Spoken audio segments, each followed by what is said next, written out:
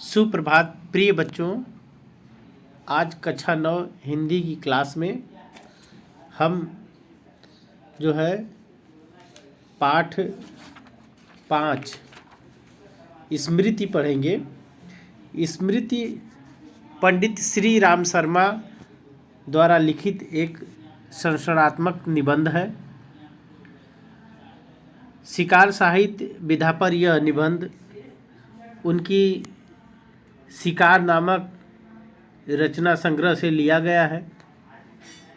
यह निबंध लेखक की बाल्यावस्था में घटित अत्यंत साहसिक एवं रोमांचित घटना पर आधारित है। तो आइए इस निबंध को पढ़ते हैं। इस निबंध को पढ़ते हुए बहुत ही आनंद आएगा आपको। तो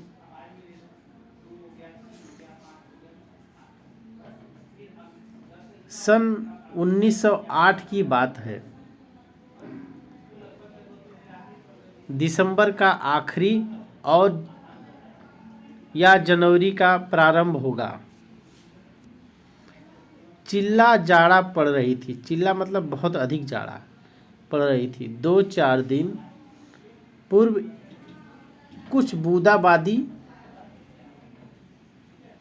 हो गई थी।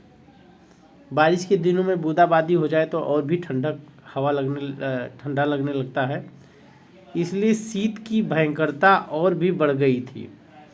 सायंकाल के 3:30 या 4 बजे होंगे। कई साथियों के साथ मैं झरबेली के बेर तोड़ तोड़ कर खा रहा था। झरबेली बैर होता है, एक जंगली बैर होती है, उसी के विषय में कह रहे हैं कि मैं तोड़ तोड़ के खा रहा था कि गांव के पास से एक आदमी ने जोर से पुकारा कि तुम्हारे भाई बुला रहे हैं, शीघ्र ही घर लौट आओ। मैं घर की ओर चलने लगा। साथ में छोटा भाई भी था। भाई साहब की मार का डर था, इसलिए सहसा हुआ चला जा रहा था। सहमा मतलब डरा हुआ, क्योंकि झरबेली का बैर जंगली पौधा होता है, पेड़ होता है, बैर का पेड़ होता है, और उसको खा रहे थे वो, और घर के बाहर थे, तो इसलिए डर रहे थे कि कहीं भाई साहब उनको मारे ना, इसलिए सहमा का मतलब डरा हुआ। समझ में नहीं आता था कि कौन सा कसूर हो गया। कसूर माने गलती, कौन सी गलती हो गई। डरते डरते घर में घुसा। आशंका थी कि बैर खाने के अपराध में ही तो पेशी न हो, पेशी मतलब बुलाया गया हो। पर आंगन में भाई साहब को पत्र लिखते पाया। अब पिटने का भ्रम दूर हो गया। हमें देखकर भाई साहब ने कहा, इस पत्र को ले जाकर मक्खनपुर डाक खाने में डाल आओ। तेजी से जाना, जिससे शाम की डाक में ही चिट्ठियां निकल जाए। ये बड़ी जरूरी है। जाड़े के दिन थे ही। 30 पर हवा के प्रकोप से कंपकपी लग रही थी। 30 मतलब ठंडी हवा प्रकोप से जो है कंपकपी लग रही थी। हवा मज्जा तक ठिठुरा रही थी। मज्जा मतलब ऐसा लग रहा था कि हड्डियों को भी छू रही है हवा, हड्डियों तक जा रही है, इतनी ठंडक हवा लग रही थी। इसलिए हमने कानों को धोती से बांधा। माँ ने भुनाने के लिए थोड़े से चने एक धोती में बांध दिए थे। हम दोनों भाई अपना अपना डंडा लेकर घर से निकल पड़े। उस समय उस बबूल के डंडे से जितना मोह था, उतना इस उम्र में राइफल से नहीं। मतलब वो डंडा उन बच्चों के लिए राइफल से कम नहीं था। मेरा डंडा अनेक सांपों के लिए नारायण वाहक हो गया था। मतलब अनेक सांपों को मैंने इस डंडे से मारा था। मक्खनपुर के स्कूल और गांव के बीच पड़ने वाले आम के पेड़ों से प्रतिदिन उससे आम झूरे जाते थे। आम झूरे जाते थे मतलब आम तोड़े जाते थे इस डंडे से।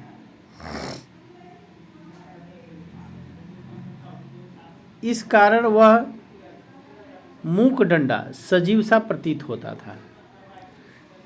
मतलब उस निर्जीव डंडे में भी हमको सजीवता नजर आती थी, अपना साथी नजर आता था। प्रसन्न वदन, वदन माने शरीर होता है, प्रसन्नता के साथ, प्रसन्न शरीर के साथ हम दोनों मक्खनपुर की ओर तेजी से बढ़ने लगे। चिट्ठियों को मैंने टोपी में रख लिया क्योंकि कुर्ते में जेब न थी। टोपी में रख लिए क्योंकि कुर्ते में जो है उनके जेब नहीं थी। हम दोनों उछलते कूदते एक ही सांस में गांव के 4 फलांग दूर उस कुएं के पास आ गए जिसमें एक दिन भयंकर काला सांप पड़ा हुआ था। कुआं कच्चा था, 24 हाथ मतलब 36 फीट गहरा था। उसमें पानी न था। उसमें न जाने सांप कैसे गिर गया था। कारण कुछ भी हो, हमारा उसके कुएं में होने का ज्ञान केवल 2 ही महीने का था। बच्चे नटखट होते ही हैं। मक्खनपुर पढ़ने जाने वाली हमारी टोली पूरी बानर टोली थी। बानर टोली मतलब शरारती। एक दिन हम लोग स्कूल से लौट रहे थे कि हमको कुएं में उझकने की सूझी। उझकने मतलब देखने की सूझी। सबसे पहले उझकने वाला मैं ही था। कुएं में झांककर एक ढेला फेंका कि उसकी आवाज़ कैसी होती है। उसके सुनने के बाद अपनी बोली की प्रतिध्वनि सुनने की इच्छा हुई। पर कुएं में ज्यों ही ढेला गिरा त्यों ही एक फुफकार सुनाई पड़ी। कुएं के किनारे खड़े हुए हम सब बालक पहले तो फुफकार से चकित हो गए। जैसे किलोले करता हुआ मृग शावक अति समीप के कुत्ते की भौंक से चकित हो जाता है। मृग शावक मतलब मृग समूह, मृग शावक नहीं, मृग समूह। मृग समूह मतलब मृग माने हिरन और समूह माने झुंड। जैसे कि हिरनों का समूह जो है कुत्ते यदि भौंकना शुरू कर दे तो चकित हो जाता है, उसी प्रकार हम सब भी उस फुफकार को सुन के चकित हो गए। उसके उपरांत सभी ने उझक कर एक एक ढेला फेंका और कुएं से आने वाली क्रोधपूर्ण फुफकार पर कहकहे लगाए। कहकहे मतलब लगाए का मतलब हंसने लगे। गांव से मक्खनपुर जाते और मक्खनपुर से लौटते समय प्रायः प्रतिदिन ही कुएं में ढेले डाले जाते थे। मैं तो आगे भागकर आ जाता था और टोपी को एक हाथ से पकड़कर दूसरे हाथ से ढेला फेंकता था। यह रोजाना की आदत हो गई थी। सांप के फुफकार करा लेना मैं उस समय बड़ा काम समझता था। इसलिए जैसे ही हम दोनों उस कुएं की ओर से निकले, कुएं में ढेला फेंककर फुफकार सुनने की प्रवृत्ति जागृत हो गई। प्रवृत्ति जागृत हो गई का मतलब इच्छा जागृत हो गई। इसलिए जागृत हो गई क्योंकि प्रतिदिन वे स्कूल आते हुए वे कार्य करते थे, इसलिए उसको देख के उनको याद आ गई। मैं कुएं की ओर बढ़ा। छोटा भाई मेरे पीछे हो लिया। जैसे बड़े मृग शावक के पीछे छोटा मृग शावक हो लेता है। मृग शावक माने बच्चा, मृग माने हिरन का बच्चे के पीछे छोटा हिरन का बच्चा हो लेता है, उसी प्रकार मेरा भाई भी मेरे पीछे हो लिया। कुएं के किनारे से एक ढेला उठाया और उझककर एक हाथ से टोपी उतारते हुए सांप पर ढेला गिरा दिया। पर मुझ पर तो बिजली सी गिर पड़ी। सांप ने फुफकार मारी या नहीं, ढेला उसे लगा या नहीं, यह बात अब तक स्मरण नहीं। टोपी के हाथ में लेते ही तीनों चिट्ठियां चक्कर काटते हुए कुएं में गिर रही थी। अकस्मात जैसे घास के चरते हुए हिरन की आत्मा गोली से हत होने पर निकल जाती है। जैसे घास कोई हिरन चर रहा है और गोली लगने से उसकी आत्मा निकल जाती है, वैसे ही और वह तड़पता रह जाता है और चिट्ठी के गिरने से वह उसी भांति ये भी तड़पने लगे। उसी भांति वे चिट्ठियाँ क्या टोपी से निकल कर गईं, मेरी तो जान ही निकल गई। उसके गिरते ही मैंने उसको पकड़ने के लिए एक झपट्टा तो मारा, ठीक वैसे जैसे घायल शेर शिकारी को पेड़ पर चढ़ते देख उस पर हमला करता है, पर वे तो पहुंच से बाहर ही हो चुकी थी। उसको पकड़ने की घबराहट में मैं स्वयं झटके के कारण कुएं में गिर गया था। अब आगे देखिए। कुएं की पाट पर बैठे हम रो रहे थे। छोटा भाई ढाढ़स मारकर मैं चुपचाप आंखें डबडबा कर ढाके मारकर मतलब तेज छोटा भाई तेज रो रहा था और मेरी आंखें डबडबा गई थी। मैं चुपचाप रो रहा था। पतीली में उफान आने से ढकना ऊपर उड़ जाता है और पानी बाहर टपक जाता है। निराशा पीटने के भय और उद्वेग से रोने का उफान आता था। पलकों में के ढकने भीतरी भावों को रोकने का प्रयत्न करते थे, पर कपोलों पर आंसू ढरक ही जाते थे। मतलब कितना भी प्रयास करते थे लेकिन जो है रोना आ ही जाता था। माँ की गोद की याद आती थी। जी चाहता था कि माँ आकर छाती से लगा ले और लाड प्यार करके कह दे कि कोई बात नहीं, चिट्ठियाँ फिर लिख ली जाएंगी। तबीयत करती थी कि कुएं में बहुत सी चिट्ठियाँ डाल दी जाए और घर जाकर कह दिया जाए कि चिट्ठियाँ डाल आई। बहुत सी मिट्टियाँ डाल दी जाए। तबीयत करती थी कि कुएं में बहुत सी मिट्टियाँ डाल दी जाए और कह दिया जाए कि चिट्ठियाँ नाक में डाल आई, कि मिट्टी डालकर उस पत्र को छुपा दिया जाए। पर उस समय झूठ बोलना मैंने जाना ही न था, पर घर लौटकर सच बोलने से रुई की भांति धुनाई होती, मतलब पिटाई होती। मार के ख्याल से शरीर ही नहीं मन भी कांप जाता था। सच बोलकर पिटने के भावी भय और झूठ बोलकर चिट्ठियों के न पहुंचने की जिम्मेदारी के बोझ से दबा मैं बैठा सिसक रहा था। इसी सोच विचार में 15 मिनट होने को आए। देर हो रही थी और उधर दिन का बुढ़ापा बढ़ता जा रहा था, मतलब दिन बीतता जा रहा था। कहीं भाग जाने की तबीयत करती थी, पर पिटने का भय और जिम्मेदारी की दुधारी तलवार कलेजे पर फिर रही थी।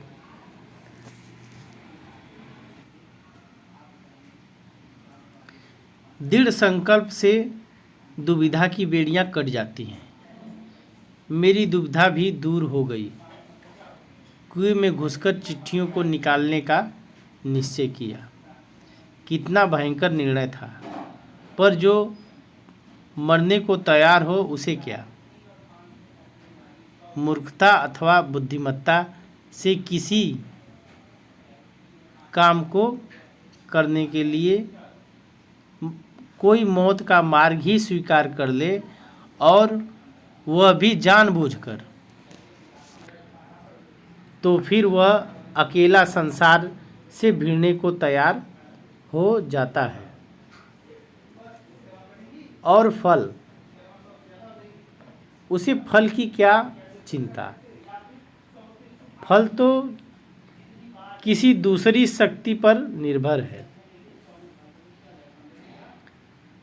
उस समय चिट्ठियां निकालने के लिए मैं विषधर से भिड़ने को तैयार हो गया। विषधर मतलब सांप से। पासा फेंक दिया था, मौत का आलिंगन हो गया हो, अथवा सांप से बचकर दूसरा जन्म, इसकी कोई चिंता न थी। पर विश्वास यह था कि डंडे से सांप को पहले मार दूंगा, तब चिट्ठियां उठा लूँगा। बस इसी दृढ़ विश्वास के बूते पर मैं कुएं में घुसने की ठानी। छोटा भाई रोता था, और उसके रोने का तात्पर्य था कि मेरी मौत मुझे नीचे बुला रही है। यद्यपि वह शब्दों से न कहता था, वास्तव में मौत सजीव और नग्न रूप में कुएं में बैठी थी। पर उस नग्न मौत से मुठभेड़ के लिए मुझे भी नग्न होना पड़ा। नग्न मतलब नंगा होना पड़ा। छोटा भाई भी नंगा हुआ। एक धोती मेरी, एक छोटे भाई की, एक चने वाली, 2 कानों से बंधी हुई धोतियाँ, 5 धोतियाँ और कुछ रस्सियाँ मिलाकर कुएं की गहराई के लिए काफ़ी हुई। मतलब धोतियों को बांधकर और कुछ रस्सी उनके पास थी, लेके उस कुएं की गहराई में उतर सकते थे, और उन धोतियों को आपस में बांध लिए।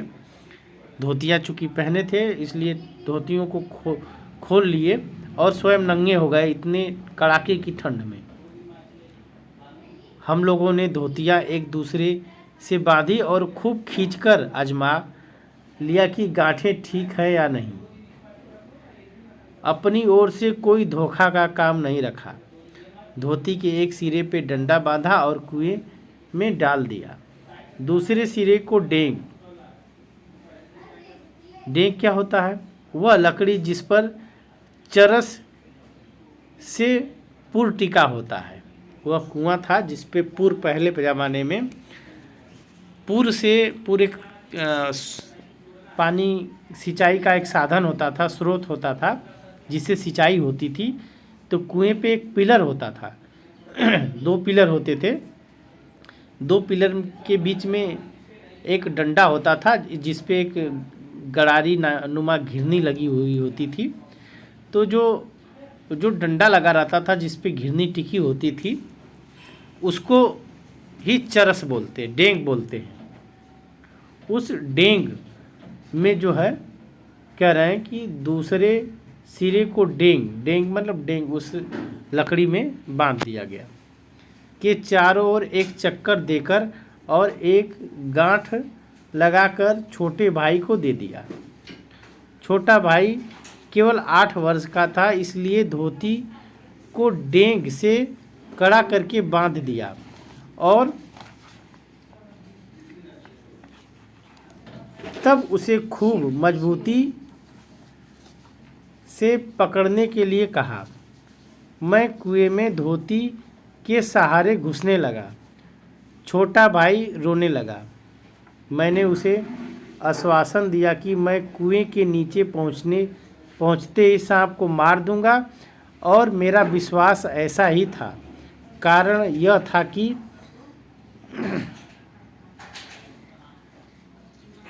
इसके पहले मैंने अनेक सांप मारे थे, इसलिए कुएं में घुसते समय मुझे सांप का तनिक भी भय न था। उसको मारना मैं बाएं हाथ का खेल समझता था। कुएं के धरातल में जब 4-5 गज रहा होगा, तब ध्यान से नीचे की ओर देखा। अकल चकरा गई। सांप फन फैलाए धरातल से एक ओर ऊपर उठकर लहरा रहा था। पूंछ और पूंछ के समीप का भाग पृथ्वी पर था। आधी अगर भाग ऊपर उठा था, मेरी प्रतीक्षा कर रहा था। नीचे डंडा बंधा था। मैं उतरने की गति से जो इधर उधर हिलता था, मेरे उतरने की गति से जो इधर उधर हिलता था, मतलब चूंकि लटक के नीचे उतर रहे थे इसलिए इधर उधर हिल रहे थे, उसी के कारण शायद मुझे उतरते देख सांप घातक चोट के आसन में बैठा था। सपेरा जैसे बीन बजाकर सांप को खिलाता है, सांप क्रोधित हो फन फैलाकर खड़ा हो जाता तथा फुफकार मारकर चोट करता।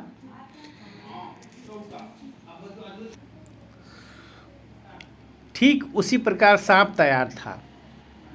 उसका प्रतिद्वंदी मैं उससे कुछ ही ऊपर धोती पकड़े लटक रहा था।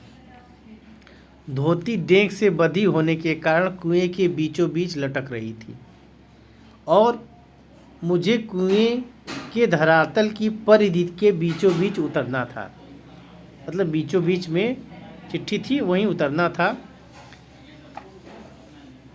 इसके माने थे सांप के 1.5-2 फुट गज नहीं की दूरी पर पैर रखना और इतनी दूरी पर सांप पैर रखते ही चोट करता।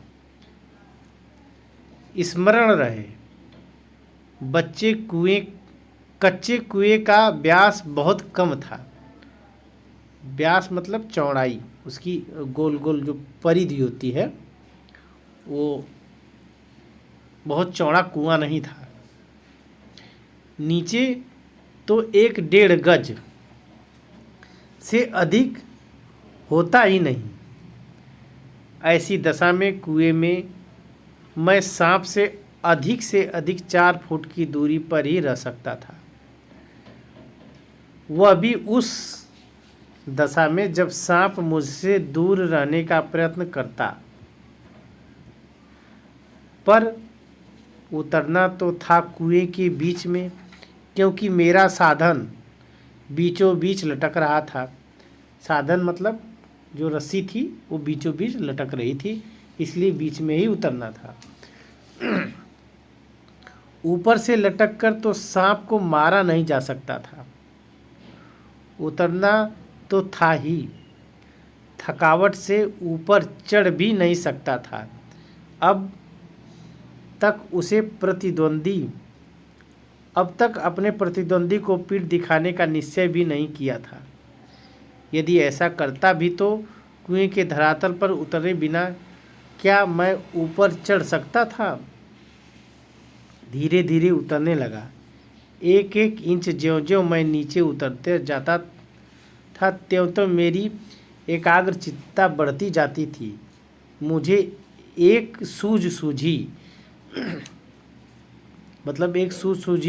एक विचार आया। दोनों हाथों में धोती पकड़े हुए मैंने अपने पैर कुएं की बगल में लगा दिया। दीवार से पैर लटकते ही कुछ मिट्टी नीचे गिरी और सांप ने फूंक करके उस पर मुंह मारा। मेरे पैर भी दीवार से हट गए और मेरी टांगे कमर, आगे देखिए, टांगे कमर से समकोण बनाती हुई लटकी रही। पर इससे सांप से दूरी और कुएं की बगल से सटाए और कुछ धक्के के साथ अपने प्रतिद्वंदी के सम्मुख कुएं की दूसरी ओर 1.5 गज पर कुएं की धरातल पर खड़ा हो गया। आंखें चार हुई। सांप से आंखें मिली। शायद एक दूसरे ने पहचाना। सांप को चक्षुश्रवा कहते हैं। चक्षुश्रवा मतलब कान से वो सुनता है। मैं स्वयं चक्षुश्रवा हो रहा था। अब इंद्रियों ने मानो सहानुभूति से अपनी शक्ति आँखों को दे दी हो। सांप के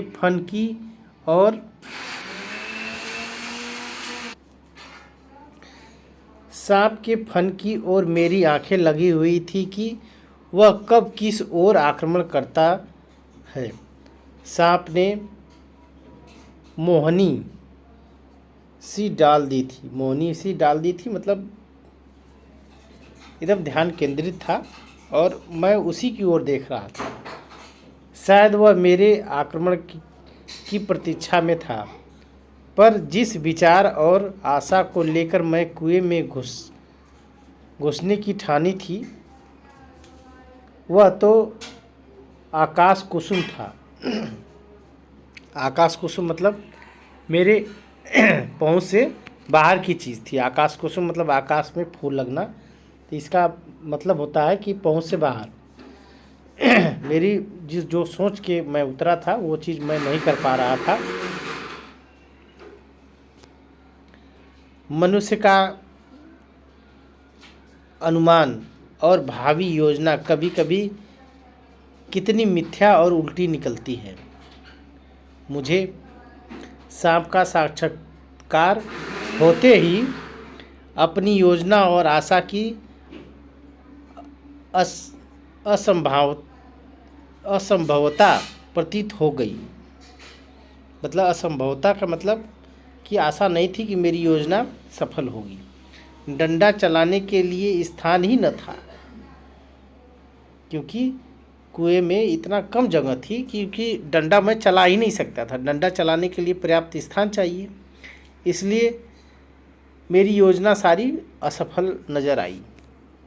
लाठी या डंडा चलाने के लिए काफ़ी स्थान चाहिए जिसमें वे घुमाए जा सके। सांप को डंडे से दबाया जा सकता था, पर ऐसा करना मानो तोप के मोहरे पर खड़ा होना था। यदि फन या उसके समीप का भाग न दबा तो फिर वह लपककर जरूर काटता और फन के पास दबने की कोई संभावना भी होती तो फिर उसके पास पड़ी हुई 2 चिट्ठियों को कैसे उठाता। दोनों चिट्ठियां उसके पास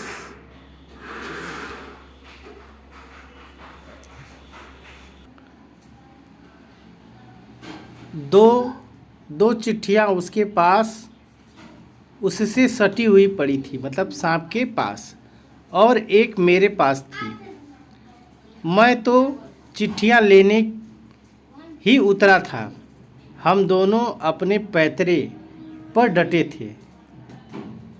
उस आसन पर खड़े खड़े मुझे 4-5 मिनट हो गए। दोनों ओर मोर्चे पड़े हुए थे, पर मेरा मोर्चा कठोर था।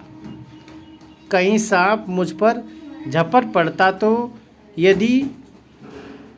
यदि बहुत करता तो उसे पकड़कर कुचलकर मार देता, पर वह तो अचूक तरल विष मेरे शरीर में पहुंचा ही देता। मतलब मैं मार तो देता लेकिन मुझको अवश्य ही वो काट लेता और अपने साथ साथ मुझे भी ले जाता। अब तक सांप ने वार न किया था, इसलिए मैं भी उसे डंडे से दबाने का ख्याल छोड़ दिया। ऐसा करना उचित भी न था। अब प्रश्न था कि चिट्ठियों को कैसे उठाया जाए, कैसे उठाई जाए, चिट्ठियाँ कैसे उठाई जाए। बस एक सूरत थी, डंडे से सांप की ओर से चिट्ठियों को सरकाया जाए। यदि सांप टूट पड़ा तो कोई चारा न था, कुर्ता था और कोई कपड़ा न था कि सांप के मुंह की ओर करके उसके फन को पकड़ लूं। मारना या बिल्कुल छेड़खानी न करना, ये दो मार्ग थे। सो पहला मेरी शक्ति के बाहर था, मारना मेरी शक्ति के बाहर था। बाध्य होकर दूसरे मार्ग को अवलंबन करना ही पड़ा, मतलब दूसरा मार्ग मुझको अपनाना पड़ा। डंडे को लेकर ज्यों ही मैंने कुएं की दाईं ओर पड़ी हुई चिट्ठी की ओर उसे बढ़ाया कि सांप का फन पीछे की ओर हुआ। धीरे धीरे डंडा चिट्ठियों की ओर बढ़ा और ज्यों ही चिट्ठियों के पास पहुंचा कि फुकार के साथ काली बिजली तड़पी और डंडे पर गिरी। हृदय में कंपन हुआ और हाथों ने आज्ञा न मानी। डंडा छूट पड़ा, मतलब चिट्ठियों के सरकाने में डंडा जो है क्या हुआ, छूट गया, क्योंकि सांप ने उस पर प्रहार कर दिया। अब आप आगे देखिए। मैं तो न मालूम कितना ऊपर उछल गया, जानबूझकर नहीं, यूं ही बिदक कर मतलब डर कर उछलकर जो खड़ा हुआ तो देखा डंडे के सिर पर 3-4 स्थानों पर पीव सा कुछ लगा हुआ है। पीव मतलब मवाद सा कुछ लगा हुआ है, वह विष था। सांप ने मानो अपनी शक्ति का सर्टिफिकेट सामने रख दिया हो, सर्टिफिकेट मतलब प्रमाण पत्र रख दिया हो, पर मैं तो उसकी योग्यता का पहले ही कायल था। मुझको पहले से ही पता था, उस सर्टिफिकेट की कोई ज़रूरत न थी। सांप ने लगातार फूं फूं करके डंडे पर 3-4 चोटें की। वह डंडा पहली बार इस भांति अपमानित हुआ था, या शायद वह सांप का उपहास कर रहा था। आगे देखिए।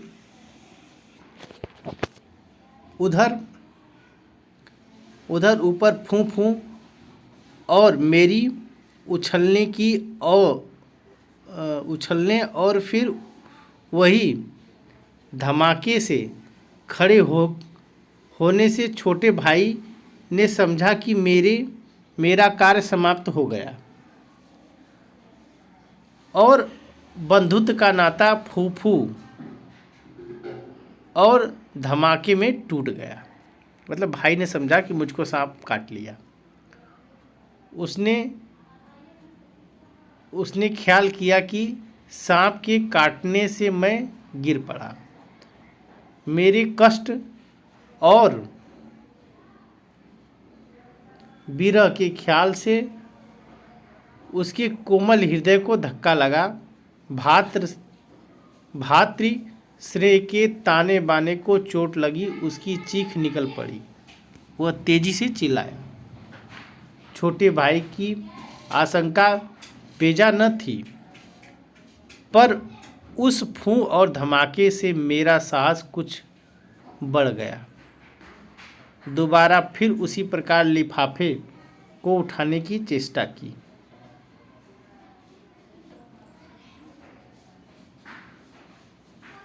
अब की बार सांप ने वार भी किया और डंडे से चिपट भी गया।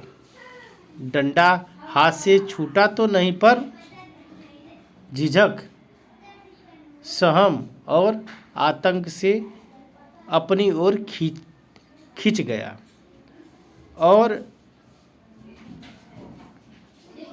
गुंजक मारकर मारता हुआ सांप का पिछला भाग मेरे दोनों हाथों से छू गया, दोनों हाथों से छू गया। अब आगे देखिए। उफ, कितना ठंडा था। सांप का एहसास जो था कितना ठंडा था। डंडे को मैंने एक ओर पटक दिया। यदि कहीं उसका दूसरा वार पहले होता तो उछलकर मैं सांप पर गिरता और न बचता। लेकिन जब जीवन होता है तब हजारों ढंग बचने के निकल आते हैं। वह दैवी कृपा थी। डंडे की मेरे ओर खिंच आने से मेरे और सांप के आसन बदल गए। मैंने तुरंत ही लिफाफे और पोस्टकार्ड चुन लिए, मतलब उठा लिए। चिट्ठियों को धोती के छोर से बांध दिया और छोटे भाई ने उसे ऊपर खींच लिया। डंडे को सांप के पास से उठाने में भी बड़ी कठिनाई थी पड़ी। सांप उससे खुलकर उस पर धरना दे बैठा था। जीत तो मेरी हो चुकी थी, पर अपना निशान गंवा चुका था। आगे हाथ बढ़ाता तो सांप हाथ पर वार करता, इसलिए कुएं की बगल में एक मुट्ठी मिट्टी को लेकर मैंने उसकी दाईं ओर फेंकी। फिर वह उस पर झपटा और मैंने दूसरे हाथ से उसकी दाईं ओर से डंडा खींच लिया।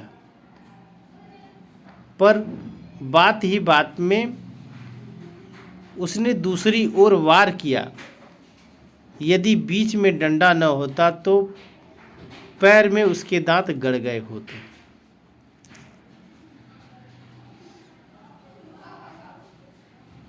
अब ऊपर चढ़ना कम कठिन काम न था।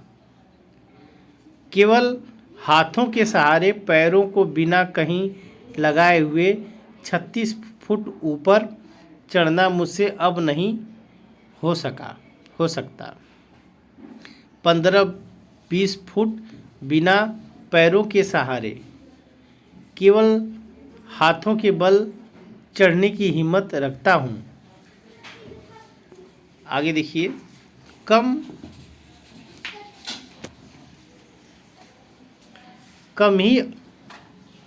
ही अधिक नहीं, मतलब इतना कि 15-20 फुट हाथों के सहारे कुएं में मैं चढ़ सकता हूँ, इससे अधिक नहीं। पर उस 11 वर्ष की अवस्था में मैं 36 फीट चढ़ा। बाहें भर गई थी, छाती फूल गई थी, धौकनी चल रही थी। धौकनी मतलब हृदय, फेफड़ा चल रहा था। सांसें काफ़ी तेज चलने लगी। पर एक एक इंच सरक कर अपनी भुजाओं के बल से ऊपर चढ़ता आया। यदि हाथ छूट जाए तो क्या होता, इसका अनुमान करना कठिन था। ऊपर आकर बेहाल होकर थोड़ी देर तक पड़ा रहा। देह को झाड़ फूँक कर धोती कुर्ता पहना। फिर किशनपुर के लड़कियों को जिसने ऊपर चढ़ने की चेष्टा को देखा था, ताकीद करके कि वह कुएं वाली घटना किसी से न कहे। हम लोग आगे बढ़े, मतलब कह दिए कि ये कुएं वाली घटना को किसी से बताएंगे नहीं।